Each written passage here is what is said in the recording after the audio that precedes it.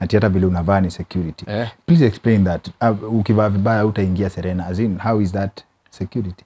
Trend blending. Kama umeenda swimming, utavaa kabuti. Jaona picha yangu nikiswim na suti? Kabuti. Yeah, I will never get naked for anyone. There's opposites of you. Yes. Do we have such cases? Mseme training when I'm dead level, but sasa ya ameenda rogue. I'm sure you can't miss a few. Mamovie yenye tumeona si tumeona wase wenye wana delete wase na ni wase walikuwa na very highly skilled but wanataka kutumia hiyo hiyo the skill that they have kuharm wase. So you can never lack. Interesting choice of words hapo. Delete. Ukiwa in the presence of an enemy akona bunduki, unaweza mwambia let's settle this as men. Kila mtu yake bunduki. Hiyo ni a movie. Hiyo ni a movie. Hiyo ni a movie. Ujikumbuka? As in versus what security has done for you, like for the period you've been in security. How many years? So cumulatively I've served 14 years in the army, and then right now I've been in the corporate for give or take 3 years. 14 years in the army? Yes. Do you think you've changed? As in, do you think about yourself from ile time ulikuwa maembe kama sisi to now? How has it changed you? Yeah, one thing about security for me, I take it differently. So watu fikiria security inafai kufanya ukwe yule msee yani wetu ni vita kila saa, but for me I look at it in a way that you can be able to also impact positively in society. Like for me the reason why I translated was because I wanted to create a platform where we can be able to impact positively using the skill set in security. So by that I mean that kila mahali kuna threshold ya power or control. Yeah. Okay. So in my own platform, it's easy to control whatever I can be able to do, in order to impact positively in society. So for me, security imeni change because it's my passion, and that's why all the time nambianga say it's all about passion and purpose. So it has really changed me to the positive. As in nauliza pia, that's a very good way to put it, but for someone like me mwenye say for example sijaenda hizo training you stay dangerous, seen wale tu stay dangerous keyboard ufilaje about msiaja kuwa na experience yenye umekuwa nayo? So unaona like kuna time nilikuwa napiga story, you find that a lot of people really look at security kama njia ya kupigana ama violence, vitu kama hizo, but unakuta it's until you're in there ndio unajua the extent as to which unaweza cause harm. So kuna vitu mingi, unajua 1000 ways to die tumekuwa tukiona, and I think if I security angaliwe in that angle. So wale wanaitwanga keyboard warriors, vitu kama hizo, utakuta hao ni warrior but kwa keyboard, but the kind of harm inaweza inflict ni even more than mtu kukuja kukupiga. Yeah. For real? Yeah, for real. So like hata ukipiga tizi, like going through that pain, and I don't know, everybody who's gone through training yuko na the same answer. Ati you are dangerous but you don't use it. Sasa ni ile kitu ni kama kununua kitu au need. Hapana, ikuwa obsolete. Your training, it can never depart from you. The discipline can't depart from you. Kama wewe ni ule mse mwenye umekuwa indoctrinated kwa mambo ya security at any level, discipline haiwezi depart from you because you understand the importance of safeguarding people's lives.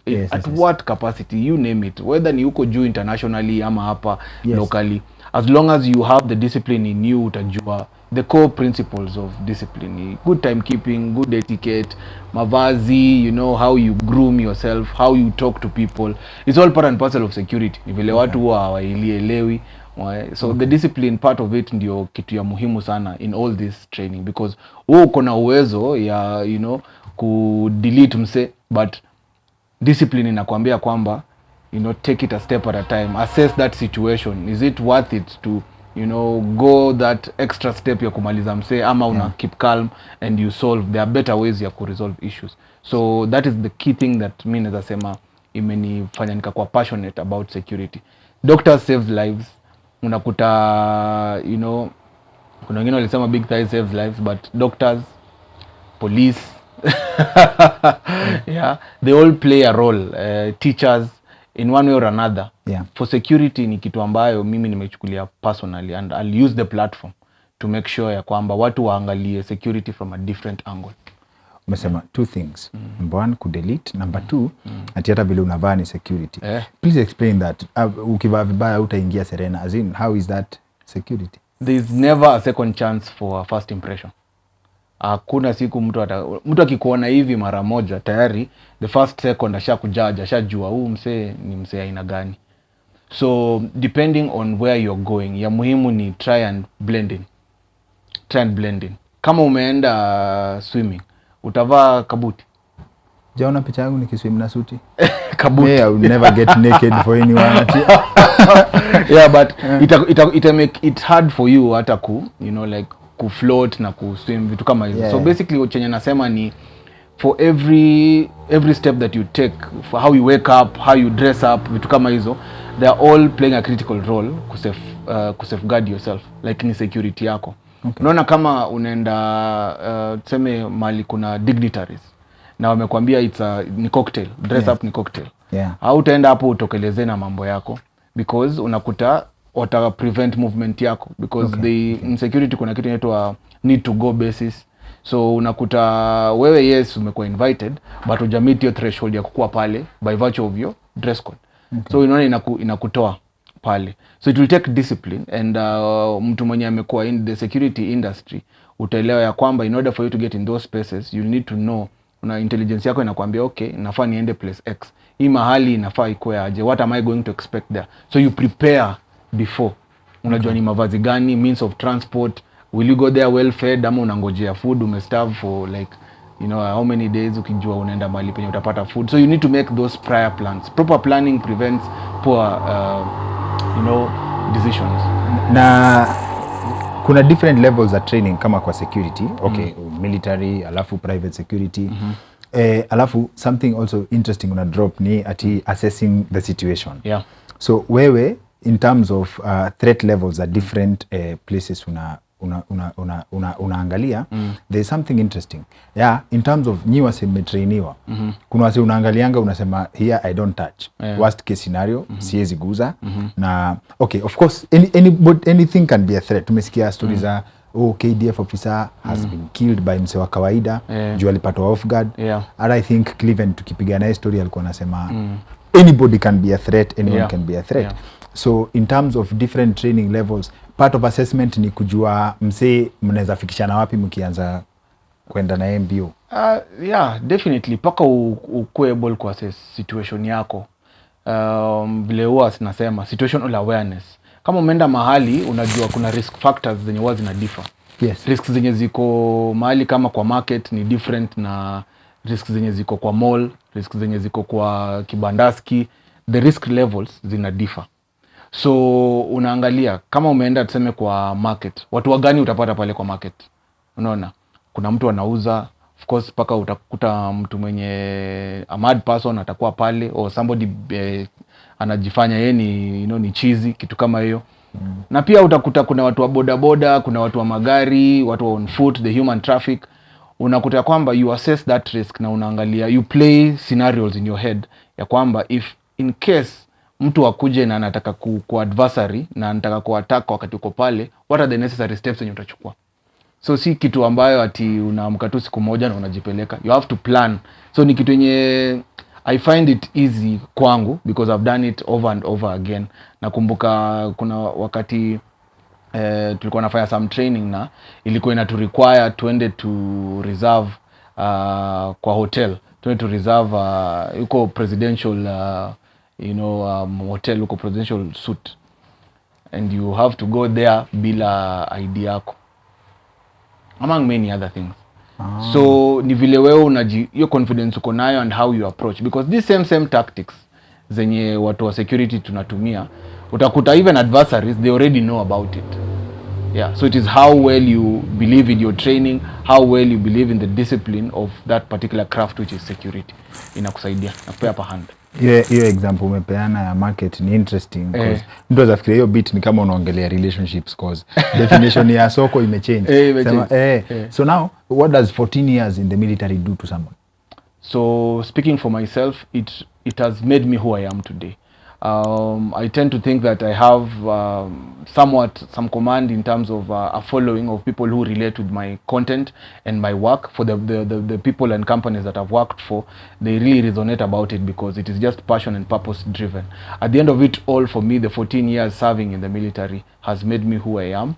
It has taught me, more than, enough ways to appreciate the fact that it was an honor being part and parcel of a great team of the Kenya Defence Forces. I've learned investigation, I've learned about HAZMAT, I've learned about dog handling, I've learned about explosives, you name it.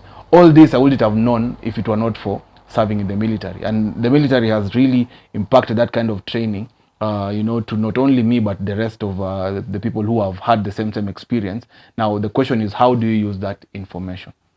So for me, I decide to use that information to make sure that I am able to impact positively in society through, like whatever we're discussing here, and through awareness programs, consulting, and just making sure that the information is out there on how people can keep themselves safe.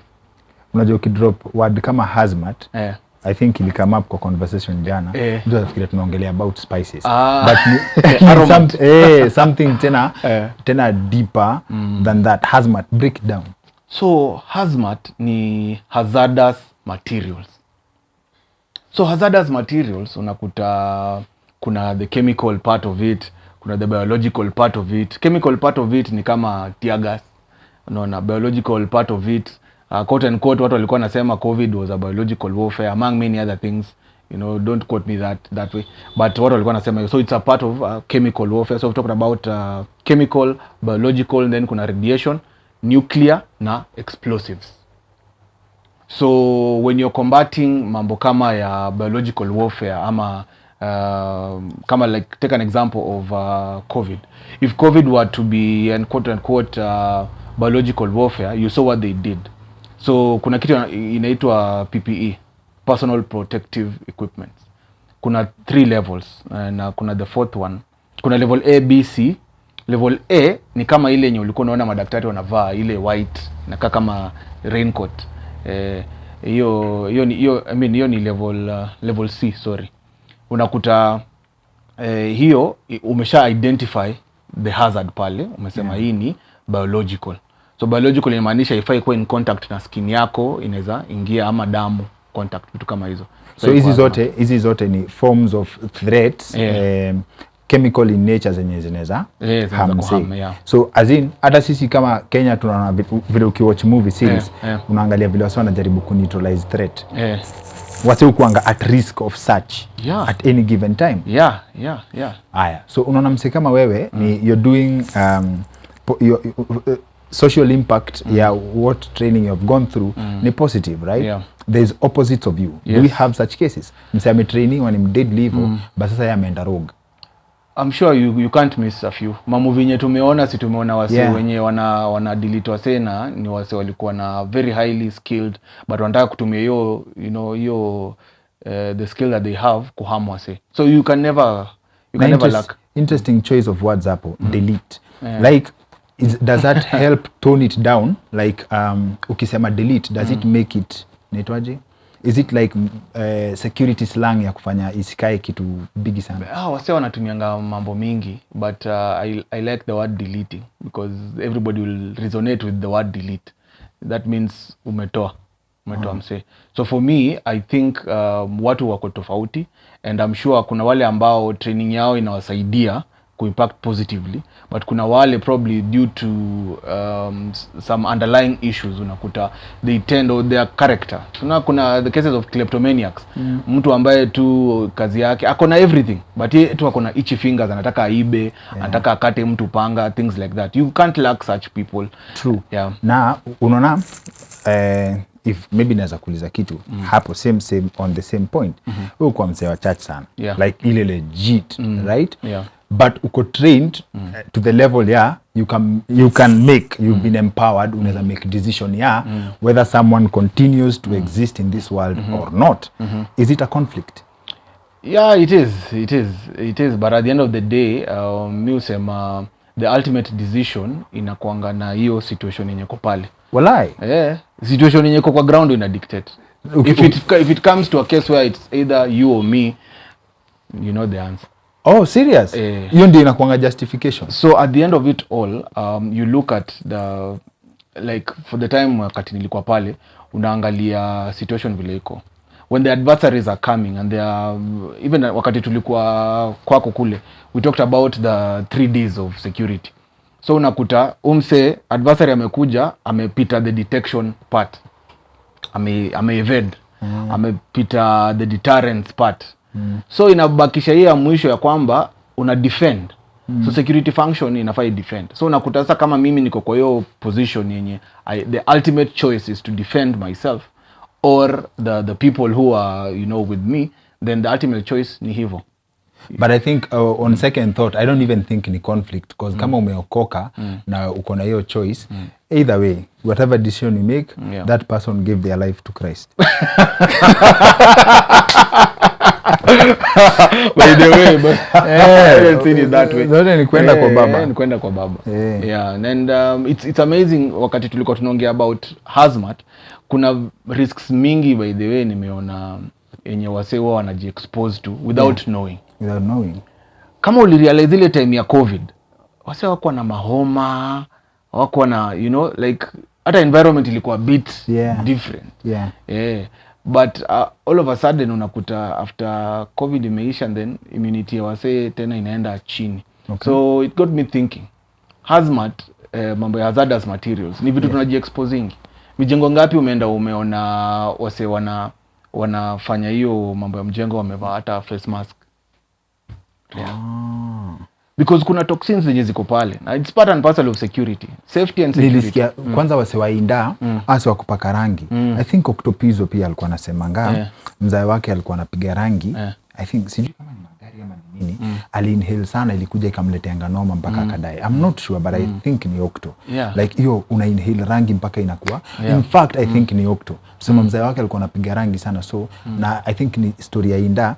Wao usema ngati uki-inhale hiyo rangi lazima ukuwe na budget ya maziwa sort of atiku. Neutralize.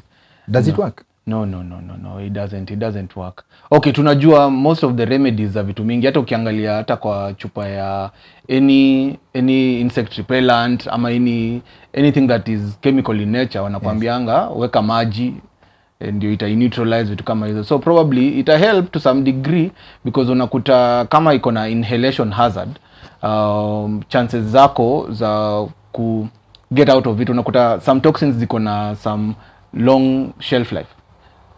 Let's talk about mambo kama umevunjika mkono, for example, ama mtu fulani amevunjika mkono. Umeenda pale kwa x-ray. X-ray inapitisha hiyo radiation. Maijua hiyo unaji-expose kwa radiation. Blanda sana. Umeona kuna limit. Kuna limit. Inaitwa dosage. Kuna kakitu kanaitwa radiac. Unaonanga most of the doctors wakati wako pale kwa x-ray wanaivaa. Wanaiweka hapa hivi. Inawaambia the total dose yenye uko nayo kwa exposure kwa hiyo radiation.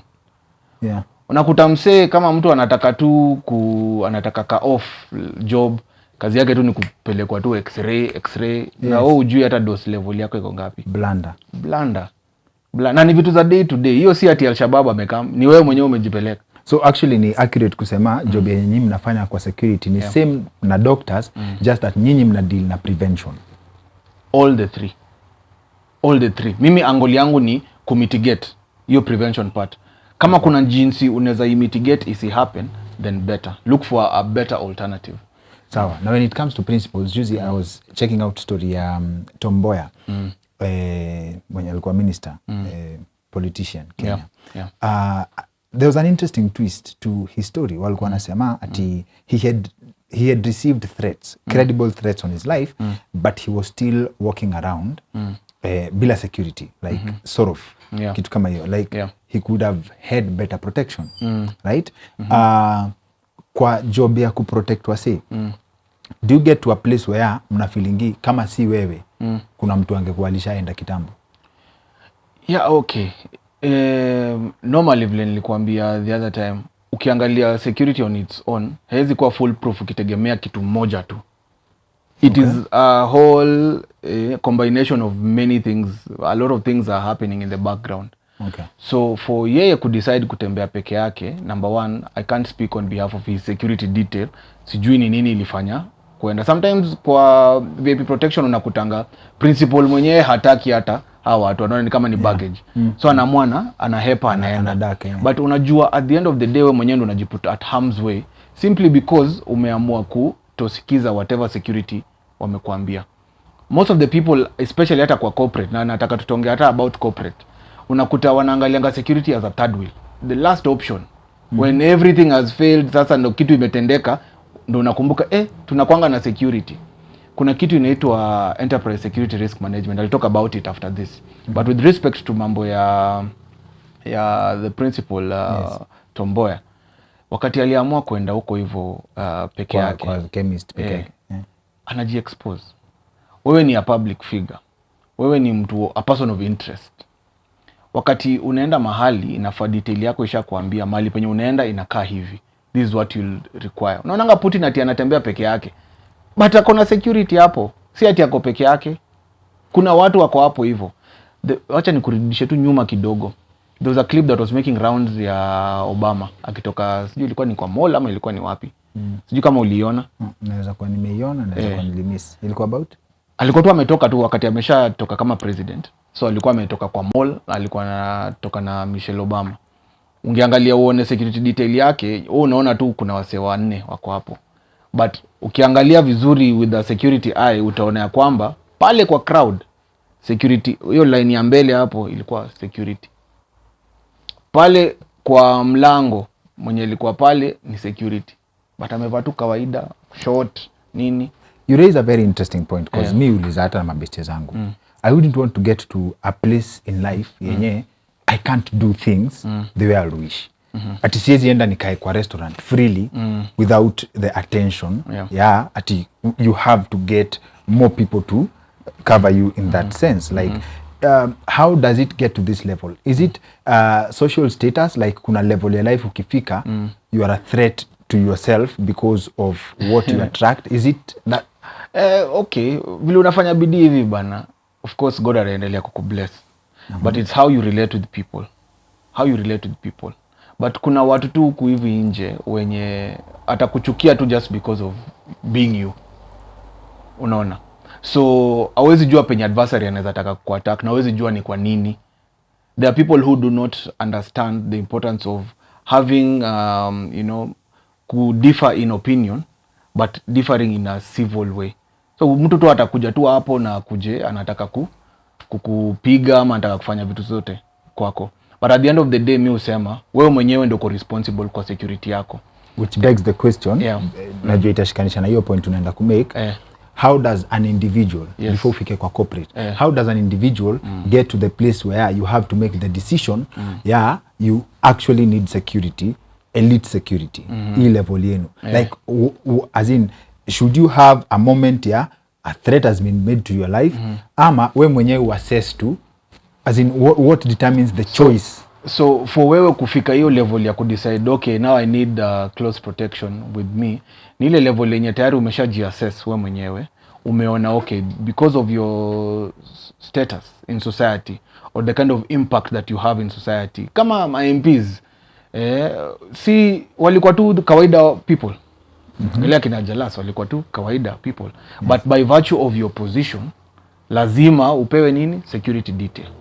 So social status yako ita dictate. That is number one. Number two, unaangalia if you're a person who is an entrepreneur na umefika level flani yenye transactions zako pia ziko huko, so you have assets that we mwenyewe ni critical, the most critical asset kwa assets zako zile zingine, wewe ndio the most critical, then you need to safeguard yourself along those lines. So inafikanga level unakuta hata witnesses wa makesi, umeenda umewitness like let's say a murder ama with the terrorism in the world, unakuta ulikuwa private to information yenye inaweza link ule msemo mwenye alikuwa ring leader wa hiyo terror group, na sasa umesema okay, wacha niende niambie sasa hizi, unajua the police are really urging us to go talk to them nini. So umeenda na umeelezana na wamefanya uchunguzi, wamejua hii, in order for this case to hold water, to prove this case beyond any reasonable doubt, lazima tukue na nani? Tukue na yule msee kama witness. Unaingiza kwa witness protection. Wewe utataka VIP, labda hata hauna hata do ya kulipa for that purpose, but by virtue of the situation that you're in, you will require that extra layer of protection. So there are many circumstances that can determine whether or not kuwa na hiyo extra layer, but mi usema it is better you have than not having. Unajua this, unaona hata Samio Nyango alisema hii kitu tulikuwa na discuss story ya kukua civilian gun owner, licensed gun owner. Akasema hiyo, is there a difference between kukua na security, wewe uko na security na kwenda kuapply for a gun license ya kujiprotect? Is the gun enough protection, ama pia gun inafaa ikuje na training? It's even better as in ikiwa mtu akiwa na training, not necessarily at your level but a certain level. So ukienda hata pale kwa mahali penye wana issue gun licensing and what not, wanakuuliza tu swali ya kwanza, unaitaka kwa sababu gani? I won't go to the rest of the questions, but watakuuliza tu unaitaka kwa sababu gani.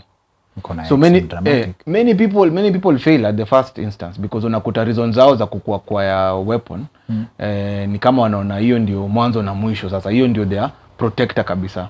Having that weapon in itself requires a lot of discipline. It requires a lot of discipline. Uko nayo si ati ndio uitumie. Actually ukiwa nayo, your prayer should be never to have a chance to use it. For real. Because hii ni kitu ambayo ni maisha ya mtu. You pull that trigger, ni maisha. Talking about training, we've seen very many people hata kwa shooting ranges. Unakuta mse because akona the latest model of pistol, ataki training.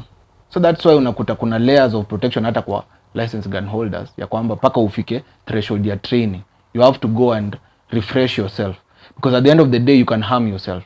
You can harm those people who are in your household, or all those people who are around you.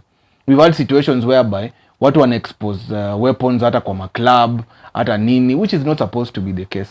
At the end of the day, this is something when you do not use it well, it can end somebody's life. Okay. Before you tell us about corporate security, basi mtu ambie 14 years kwa military. Umeijipata kwa incident yenye ukaambia Mungu juu umeokoka, Mungu ukinitoa hapa nitakuwa mechanic. Azin ushaijipata kwa situation ya nimejipata. I was privy to the Garissa Massacre. No, for real? Nilikuwa hapo bana. Like as in wakati ilikuwa ina happen? Ikiwa ina happen tulikuwa hapo. Ndio mlikuwa the first batch kutumwa? Hata tulikuwa tumemaliza shift. So sisi tunaingia kambi hapo. Walai. Tukarudi, So like it was a situation where, you know, I lost very close friends of mine. And that messes with you big time. It does. Mimi kwangu ili ni mess. I started rethinking of, you know, what can I do better? But I love security so much. I couldn't leave it. Singetaka kukua another career. Na moments kama hizo, what eats you more? Like the idea that ungefanya more, labda intervention. Like, do you ever get, ama ukipata hapo, ikangi kama opportunity ya kukua Vandem, ama ukikuwa pia Vandem, you'll never be recognized? No. The government really recognizes its heroes. But at the end of the day, mi nasema ya kwamba passion and purpose. Serving has been my passion. And using the kind of training and information that I have really resonates to whatever I've said about passion and purpose. So for me, unafika mahali, unaangalia situation yenye iko, and then you believe in your training. Because ni training ya ni intense. Actually, training inakuanga somewhat heavier than the real case scenario. For real. That is how difference extra. You don't die. Yes. But utakuwa exposed kwa that kind of environment, paka inakuwa part of you. So haikuji kukushtua. Now, I think after hizo attacks, president alisemanga kitu kama the former president, someone said security starts with you. Yes. Right? Having been private to hizo situations zote, for the common man, mtu akaijipata, God forbid, kwa situation kama hiyo, let's say shootout. What are the first instances, ama the first steps you should take to protect yourself kama hujatrainiwa? So ya muhimu, tunaitanga marauder terrorists with firearms. So unakuta umeenda kwa mkahawa mahali, and then all of a sudden unakuta wasee wana shoot. Yes. Anytime unaingia kwa building, first of all, jua toilet iko wapi. Zunguka tu. I do it all the time, my brothers can tell you. Paka uangalie toilet iko wapi. Entry point ya hapa ni ngapi na ni, you know, how can you get access out you of the building. You should do that in your normal life. That's what every I do. Day. That's what I do. Kabla niingie mahali na nitazunguka, you know, hiyo inakupea situational awareness. Unajaribu kugejio mahali inakaa aje. Yeah. So that in case something happens, you have a place where you can run to. Unaweza kuta kuna 3 doors mahali penye umeenda na terrorists wamekuja na milango 2. You only left with 1 option. So you need to have options in your hand at your disposal. Always have options. Always have options. So at the end of the day, kama ni any shootout ya muhimu, usikae juu, chini. Utaona tu hata mabeste wako, hata wengine wenye wameserve police nini. Ukisikia mlio wa risasi na, you know, number 1, ukisikia mlio, you are alive. Ukisikia hiyo sauti, you are alive. So you are, ukisikia hiyo sauti, wewe unajua mi bado niko alive. But the first thing, kama unasikia shootout, enda chini because tunajua trajectory ya you know, ya bullet of course inaendanga juu alafu ndio inaenda chini. So chances zako za kusurvive higher wakati uko chini. So afadhali risasi kukuta ile ya kukudona hivi kidogo. Imeluzio power, imeanguka. But at the end of the day ukikwa chini you stand a chance. And then cover. Tafuta cover. Cover ni kitu yenye na kama uko kwa mall. Now when you're doing this, ukitafuta cover, unatafuta cover as you looking for the next exit mali penye utatoka as fastest as you can. But kama kimeumana ni, you know, mi usema you have 3 options. You can run, hide, ya mwisho fight. Sasa kama imefika ya fight, sasa ndio unaona lazima tu ujitetee kiwewe. Na combat training inahitajikanga as in most cases kama sahi kwa world ya weapons sahi which is more nini more important. Ukitrain in combat, si ndio? Hakuna sijui kama ati ukiwa in the presence of an enemy akona bunduki unaweza niambia let's settle this as men. Kila mtu yake bunduki. Hiyo ni ya movie. Hiyo ni ya movies. Hiyo ni ya movie. Hakuna ati sasa twende. Ni ngumu juu sasa kwanza unajua huyo enemy ni nani? Umemuona. Mtu mwenye utamwambia come let's reason out ni mtu labda amekuwa na previous transactions. So basi why is the combat training necessary for security officers? Si basi utrain tu kwa bunduki wewe ni mnoma kabisa. Kuna. Unacheki wakati tunaenda like when you're facing adversaries of different statures. Kuna processes zenye huwa zinafuatwa. Wacha tuongee about msemo mwenye amekuwa kidnapped na wanataka ransom.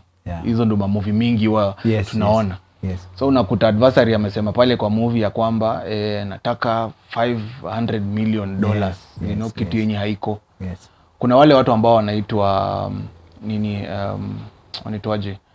Hawa se wenye what's the name? These guys who come negotiators. Yes. Hostage negotiators. Hostage negotiation, which is a very good skill and I'm acquiring it slowly. So unakuta hawa watu they have a way of calming the situation by virtue of just talking. So you keep this person engaged by talking. Unamrudisha back to his senses ya kwamba by the way, yes utapata hiyo do, but at the end of the day unajua chenye unafanya si poa. So hiyo ni kama tayari umeshajua ni nani unaongea na yeye. So you are able to judge somebody's character by virtue of how he speaks. Vile anaongea tu unajua ni mse ataingia box. Na kumbuka kuna vitu zingine zina happen in the background. Yes. Just the way you see it in the movies. So at the end of the day unakuta when you're talking about ati umeenda kufight alafu unataka kuambia msee tuweke weapons chini. Tuone nani ameiva bana. Tuone nani ameiva ati sasa tuweke chini mkono. Ni ngumu because umeagree na wewe na yeye, sema ni mimi na wewe tuko in conflict. Tumesema okay, wacha tuweke to ground our weapons, tuingie mkono kwa mkono. Alafu msee mwingine atoke huko aone nani anataka kupiga Kings akuje kama ameni. So unajua dynamics ni different. So me I'll say you treat every situation as it comes. Kila security dynamic inakuanga different with time. Unaona ina change haraka. So you can never be ready. Vile Cleven alisema you can never be ready for everything. You can never be ready. Ultimately nilikwambia ni God ndo anatuprotect sisi wote. Na hiyo pia so nini you meet God halfway. Ni kama tuna work hand in hand. In everything that we do, we try as much as possible to be the best. But isn't it too much work? Like unaona for the regular person, the ordinary person. Yeah. Mse ulala kama mtoi juu anajua yani analala. Unajua? Yeah, Mse kama wewe huwezi lala hivyo. Very rare. Yeah. Wanasema don't you miss being normal? As in not in a bad way, but like being ordinary. Being ordinary. The right word. Why be ordinary when you can be extraordinary? By the perfect answer. Yeah. You have the answer for that. Why be ordinary when you can be extraordinary? Tulikuwa tunabonga about mambo ya enterprises. Na kitu inaitwa enterprise security risk management. Yes. Hii ni kitu ambayo wase wengi huwa wana ignore sana. Unakuta watu wako na malls, watu wanajenga hata manyumba. Hata wakati wewe ulikuwa una construct nyumba yako, uliniita uniambie Kings ni aje najenga hapa hivi, ni nini ninaweza angalia kama security as it ever. No, by this day grateful. The only time I've ever felt that nilienda China Square. Nienda China Square. First nika notice nikipanda kwa hiyo floor for the first time. Maybe labda nijua kubonga na nyinyi. Nikasikia wasi walikuwa wengi mpaka hiyo floor ya juu ina shake. Right? Number 2 wasi walikuwa wengi sana mpaka nikajiuliza. Unajua sengine pia ukikuwa na thoughts za kama place fulani kitu ili happen. Mpaka ukauliza moto ikatokea hapa, wasi wanatokea wapi? But then alafu the next day nikasikia walikuwa naifunga juu security juu hata hawakuwa na hizo considerations za by the in case of anything it happen. Na entrance ni ngapi? Moja. Na wako na wasi thousands of people hapo ndani. So hata ukijenga nyumba yako you're supposed to check. Hata ile nyumba yako wanaitanga ka lion. Ala consider security. Si tumeona wase wenye wanapenda kukuwa na watu wawili watatu wa kando. Alafu huyo mwingine kumbe ulikuwa umewapatia date wawili wanakuja. So you should also plan for cheating. Like as in is it lazima ufikirie in terms of anything that would threaten you in your space. Lazima. Ni poa kuinculcate security kwa everything, your every sphere of life. Lazima uweke security katikati. Because security is everything. Because at the end of the day ukiangalia kama unajenga nyumba yako, unakuta umeweka perimeter wall. Na labda hii perimeter wall haikupei visibility ya nje. Umeona kama State House yetu iko na wall? Kuna White House iko na wall. Why is that? So there's something called fence is security. Ni security, but now how you put it? Ni ya madogi tu. Hapana. Inasaidia. Kuna kitu inaitwa sifted. So kwa 50 by 100 unaweza jichocha na kuweka ati hata State House haina fence. Hakuna. Si ndio nakwambia sasa unaangalia una judge. Kuna kitu yenye inaitwa crime prevention through environmental design. Sifted. So crime prevention through environmental design ina dictate unaangalia environment vile iko, then customize the security measures, mitigation measures zenye zita meet the risk threshold ya hiyo mahali. Sijui kama nimeongea kitu ama nimeenda kando. As in kwa kama unaelewa environment yako, all the possible things that can happen, unajenga based on how you would use your environment to defend yourself. Exactly. So unaona kuna vitu zingine kama geopolitics. Wase the current status wakati kulikuwa na maandamano, hii maandamano watu wanaitumia for other purposes. Kuna maandamano mengine. But hii maandamano yenye sisi tunajua kuna mahali wengine walikuwa wanaona tu kwa TV. Unaona? Watu wanasikia tu. Na kuna mahali penye hapo ndio the heat iko sasa kabisa. So security measures zenye umeweka mahali penye labda ni riot zikiendelea, the risk level iko juu, hautaweka the same measures kwa the same to another place yenye risk level yake iko chini. Practical example, kwa mall ukiangalia wakati ama tu swali tu, ukiingia kwa supermarket mkate wao inakuanga wapi? Yuko mwisho. All supermarkets. Kwa nini? Because they know out of 1 out of 10 kati ya 10 people 7 wataenda huko kuleta mkate. Kwa nini wajeka hapo kwa counter? Counter si iko na do. So unataka ukuwe na watu 10 hapo at every given time. Wanaweka nini kwa counter? Ma sweets, lollipops, vitu kama hizo. So hao ni watu wenye wamefanya kitu inaitwa crime prevention through environmental design. In that way wame direct traffic. Wanajua kama msee anataka groceries ama nini, lazima tumfanya ende all the way kule, ndio tena turn back. during that period kuna msee kwa CCTV anaangalia, anaona okay, huyu msee anataka kubai. Kuna wale tu wakamnyweso, unajua tu ni direct kamnyweso, utapata hapa mbele, utapata wapi nyuma. So watu wa place kama supermarket wao consult na nyinyi pia in terms of how to manage situation ya traffic ya watu na pia vile okay. Na bado hujatumalizia corporate na sitaki pia nisahau, naweza penda kujua car security, uko peke yako kwa gari, unapiga tuseme kama hizi long distance trips za usiku, how do you keep safe in that? So tumalizie ya corporate security, kuna jargon umetumia hapo Sifted. Sifted iko sawa. Yo something nisahau ukianza kuexplain corporate security ya watu wakijenga explain. So hiyo kuna Sifted. So Sifted nisha explain. The main thing kwa corporate security, wakati ma consultants kama sisi tunaitwa vitu kama hizo ku give our view, unakuta the main aim is to reduce the risk to kitu inaitwa ALAP. ALAP ni as low as reasonably practicable. So tuseme ati tuna eliminate risks. We're just reducing those risks to risk yenye itakuwa, kuna kitu inaitwa risk appetite, so that zile risks zenye mnaweza kuwa exposed to ni zenye mnajua mko na countermeasures zake. Sawa. Countermeasures. Now a lot of things make sense. Kila building unapata ngati iko na fire assembly point. Yes. Ati my assumption by then I have said this before, ni ati fire assembly point ni moto ikiwaka ni wadau kujeni mkutano iko hapo kwa point. How does that work? How safe is that? Does it mean that measures zimewekwa in place ya moto itangoja mpangane mfike?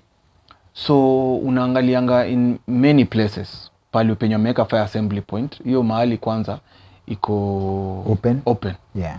Ni mahali penye hakuna distractions, ati kuna mahali mnaweza simama mwadmire moto. Mnaweza angalia mkiwa wapenzi watazamaji wa moto. But inakuanga strategic. Kuna watu wanaiekanga after wamefanya security risk assessment. Okay. Na kuna wenye wanaeka because ni statutory kuweka hapo. So nakuta angalia hata kwa petrol stations pali wameweka fire assembly points. Kuna wenye wameweka strategically vizuri because hiyo hapo kuna maths, kuna kahesabu kwa security hapo.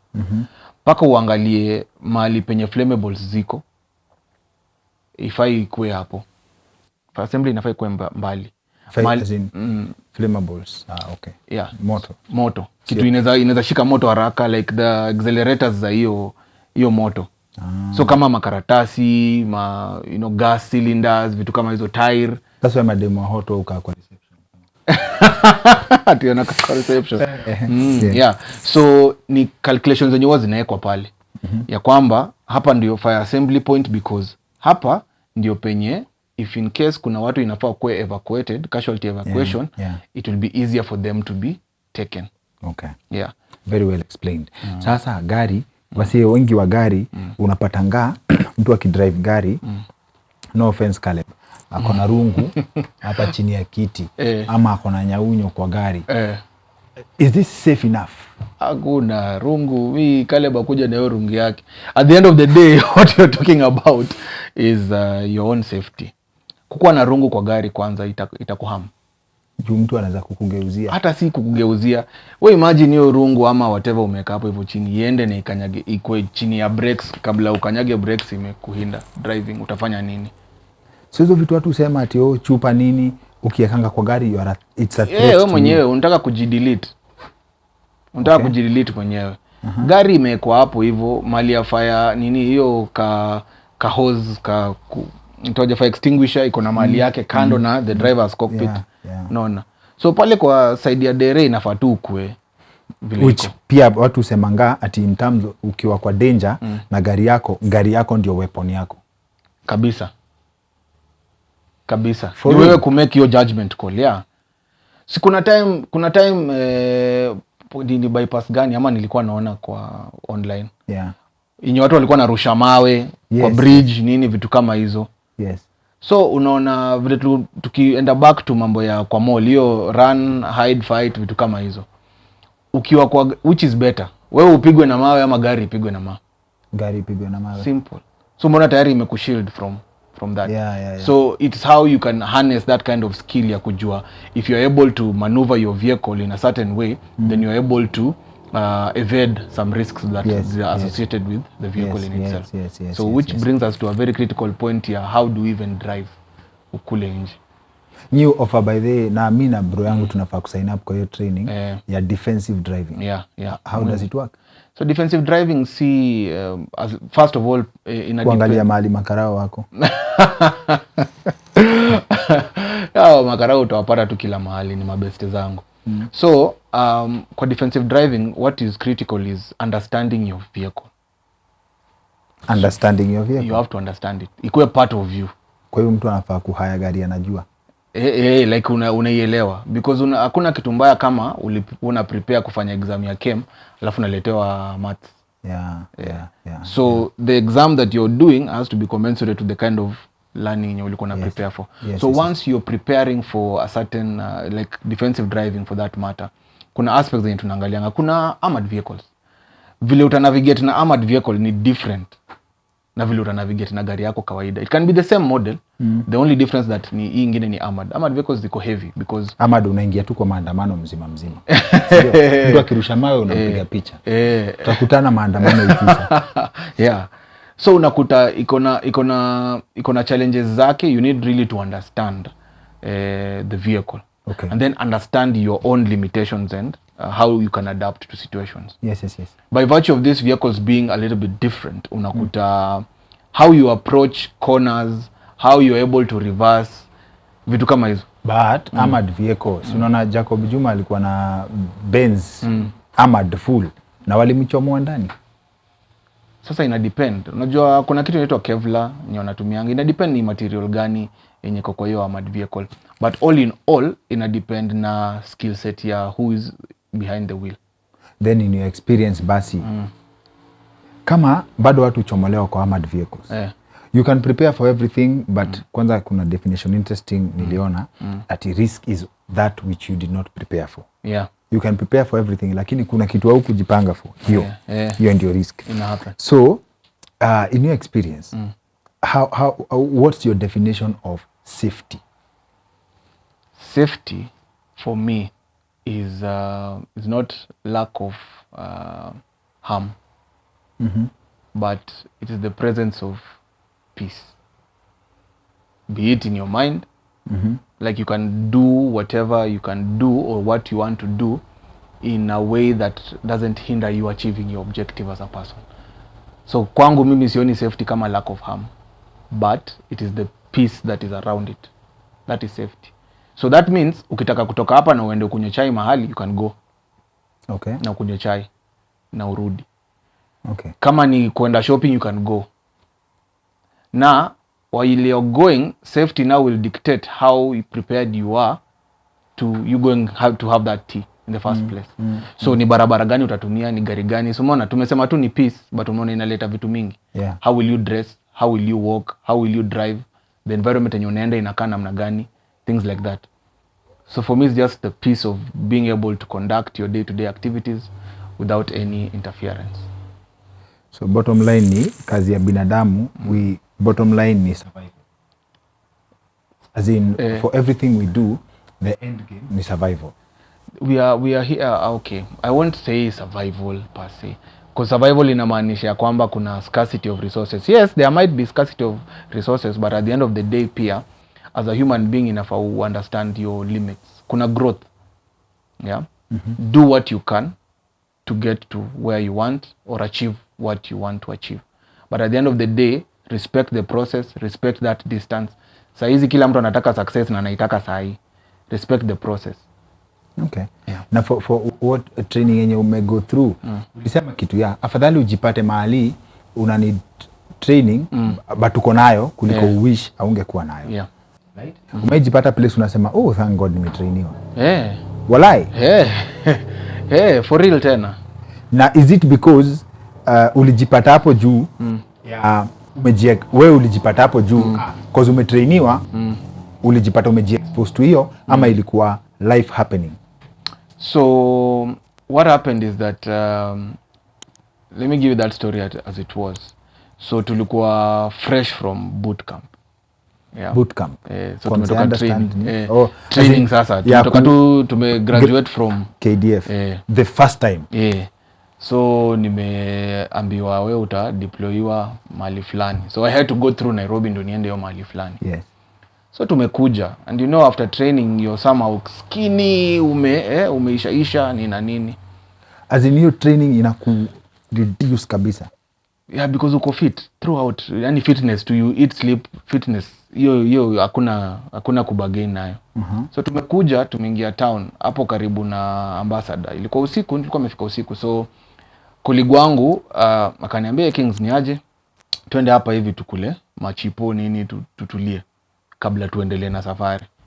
So hapo katikati na this a while back huko ma 008. Mimi nimekaa hivi bana, tunatembea, tuko na bag, niko na backpack yangu, yeye pia ako na backpack yake, na we are skinny yani. Mtu akituangalia si kama vile nakaa sasa hivi. Yes. So maboys fulani wamekuja hapo, hiyo time walikuwa wana threaten watu, wanabeba paper bag imejaa zile vitu na syringes. Yes. By the time walikuwa wanakuja they were like 5 na sisi tuko wawili. So we had to do what we had to do because of the training. At the end of the day tulijiokoa because by then kulikuwa na heightened shida za wase kuporwa hata au kupigwa, kunyang'anywa masimu, vitu kama hizo. Sasa walikuwa wameangalia wase wanakani watoto wa high school. Hawa tunaweza waperemba na tu be whatever. So I thank God for 5 people. 5 mkawavaa mkiwa wawili. Walihepa wengine. Walikuwa naitana but by the time walikuwa naitana wakuje, si tayari tulikuwa tushafika mahali tulikuwa tunaenda. Na circumstances za hiyo time because the first line of defense ni kuhepa, hiyo ilikuwa ruled out because ilikuwa kwa corridor. Juu kihepa hujui nani yako kwa hivyo nyuma. So one thing that we did that probably was wrong was we did not, hatukuwa tumepicture and we were still new in Nairobi. Sikuwa nimejua vile kwenda, nilikuwa najua tu ni ambassador. So unaangalia buildings, unajua okay, vitu kama hizo. So sikuwa tayari nimejua environment vile inakaa. So nikajikuta niko kwa hiyo alley, nilikuwa ni ngumu. So unasema okay, risk hapa mbele naijua na itambua, how can I handle it? Ya nyuma sijui. Because now when you're going back, your eyes are not, you're off the target. So how ndio target una lock how kwanza. Then now unaenda. Na that's very very many years ago. Like na alafu unasikianga wase wakitokanga training mnakuanga na njaa ya kushine na wase. Like, kwanza nasikia mkikutananga na either mabouncer ama makarao. Bad news ikicross like hiyo and that's a long time ago. Almost 20 years ago now. So ukikumbuka incident kama hiyo alafu mmeshafanya mambo yenu mkaenda, the reaction ni unakumbukanga the action, ama hata ukiona movie unasema by the way that's me in Ambassador. As in, do you have those moments ama you just celebrate that you me what I thank God is that unatoka hapo hivyo unharmed. Hiyo ndio furaha yangu. Si ati umekuwa otero ati umepiga msee. Na mkishawavaa mnakimbia ama saa mna walk. Mnaweza anyone else? Sivyo ndio msee uliza like hiyo ni a movie. Anyone? Hiyo ni a movie. Hiyo ni a movie. But for me actually just having that ability to save myself out of certain situations is a plus for me. And si ati ni kitu yenye tunakaa ati tunaambia unajua ile siku tulifanya hivi, no. Because it happen and unajua history huwa isaidii sana. Inasaidia but haisaidii sana with regard to certain subjects. Hiyo tutakaa chini na best yangu na tukumbushane and probably akiona hii atakumbuka hiyo story, but ni kitu ambayo you learn from it. I go beyond just seeing these people who wanted to mug us. Unaangalia ni reason gani msee anaweza amua tu akuje na syringe ama kisu atake kuniattack. Provocation. Let's talk provocation. Like wewe umeiva trading. Napendanga ku reference movie sana. Tunaonanga okay, sijui kwa nini I've seen very many action figures but Van Damme keeps coming to mind. I think he grew up na so ati anachokozwa afanyi kitu, anachokozwa afanyi kitu, alafu anangoja msee achape dem coffee. That's the main form of provocation. Like wewe na training yako, there's a lot of drama that goes around in town. At what point would you decide to intervene and how? Like ukipata kitu inaendelea, like let's say wase wana fight, unaget, nilisikia pia ufai kuseparate wase wana fight juu sasa ni wewe utakuwa wase wawili, right? Are you allowed to make interventions in certain areas? So it depends with the situation. Si gava iko na watu wenye wako police are everywhere, nini, plain clothes, vitu kama hizo. For me Mimi as long as usijikute uko kwa territory yangu. By territory yangu I just mean you're not harming my family in any way. So basi for me nikiangalia you're a businessman now, and it's an interesting transition kutoka kwa security. So ukipata wasee msee anavaliwa na watu and it's not your business, unamwachia business card, unaambia next time unavaliwa piga inamba. I mean, as long as I kufikii, unajua ukiangalia on the flip side unakuta ya kwamba inakuwa ni it's a way hata ya adversaries kukulua in. Look at the many bombings that we've seen in movies. Yes. Wakati the first explosion imedetonate hivi imelipuka. Yes. Who comes first? Sini first responders, ambulance, utaona kwa hapo nini. So kwa nini fikira za terrorist anataka cause the most harm. Na cause most harm ni anachapako kablast kadogo. Nyinyi wengine mnakam. Alafu anawaka. That's a strategy. So the same. Umeenda unakuta wasee wanafanya nini? Wasee wanataka kufight hapo, wameshikana mashati. Wewe leta, nini. Wewe umetoa akili yako kwa whatever you are doing, umeshift kwa hiyo vita inaendelea pale. Wakati umejiingiza kwa hiyo vita nao inageuziwa inakuwa ni wewe. So what you're saying is minding your own business is also part of security. It is. And if you want to find out information, siku hizi security guards wako kila mahali, polisi wako kila mahali, let them handle their job. If you are in a position ya unajua kwamba huyu namjua na ni mtu ambaye amekuwa attacked for whatever reason, then now utaingia. But umeenda umeona tu strangers wanavutana mashati and it happens all over. Yes. Hata kuna situation nyingine nilicheki. A friend of mine alinikola akaniambia alikuwa tao anatembea. Wakati alikuwa anatembea tao, kuna msee akaangusha bahasha. So hiyo bahasha ndani ilikuwa inakani kama imerapiwa na manoti. So kulikuwa na kama tao juu, alafu kumbuku ndani ni makaratasi. So na akaona msee akiangusha mbele yake. So wakati amechukua, huyo msee akakuja akasema, hii ni yangu. Kuangalia hivi anaona yeye inakaa ni do. So wakati anaenda kumwambia, by the way, nilikuwa nimeona umeangusha, ni yako. Akasema ni yako, ni yangu, acha nichukue. But kwa hiyo harakati ya kuchukua akasema, by the way, mimi bado ni mgeni Nairobi, nilikuwa nataka nipeleke kwa bank niweke hii pesa. Na msee anakaa kuna heshima zake. Yeah. So msee alikuwa ni mtu anakaa kwa campus ni nini. Akamwambia sawa. So akamwambia wewe shika, alafu mimi niende zangu. Akasema hapana, no. Wewe nipeleke because unakaa ni kijana ambaye ako na heshima, ni mtu ambaye ako na discipline yake, nipeleke naenda kwa bank fulani. So wakati wanatani hivi, kumbe ni uongo. Hapo ndio msee alimagiwa, anyang'anywa simu yake, alikuwa mbeba laptop, hivyo ndio ilienda. And I think mimi ufika place nasema human beings tumechoma sana mpaka sasa mtu kama mimi I feel so bad that usiku unaweza pata hata mmadhe anatembea peke yake na mtoi labda and you're like I could really help, but security is ni kweli. So in fact hata usikie huruma aje, inaitwa compassion fatigue, na watu wengi sana sasa hizi tunapitia. That's a thing. That's a thing, compassion fatigue. Google it. That's compassion fatigue, yes. What's compassion fatigue? Compassion fatigue ni ile design yenye you really want to help someone and you've gone out of your way to help this person, but unaangalia situations zenye zina revolve around the same circumstances, zina undo the good thing that you would have done.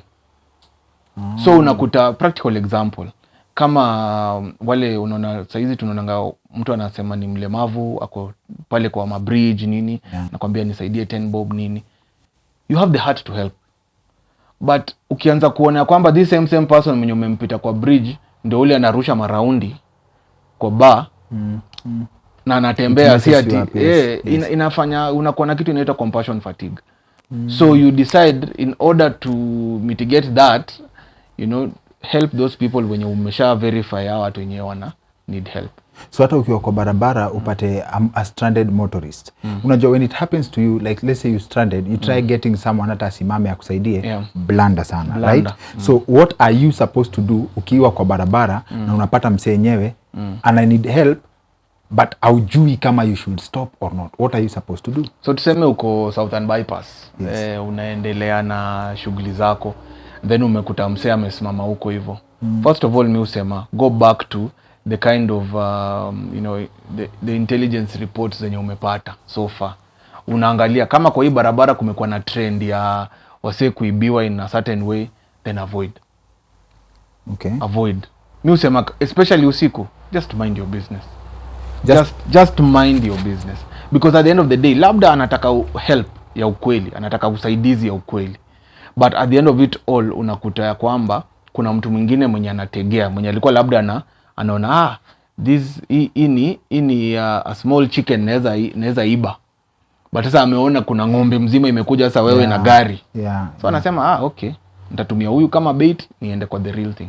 That is how people end up in trouble most of the time. So mi usema you have to make sure ya kwamba you're purposeful in everything that you do. Kama unaenda barabara, play kwa akili yako, what are the things that I'm supposed to expect kwa barabara? Ni nini inafaa nikuwe naiona?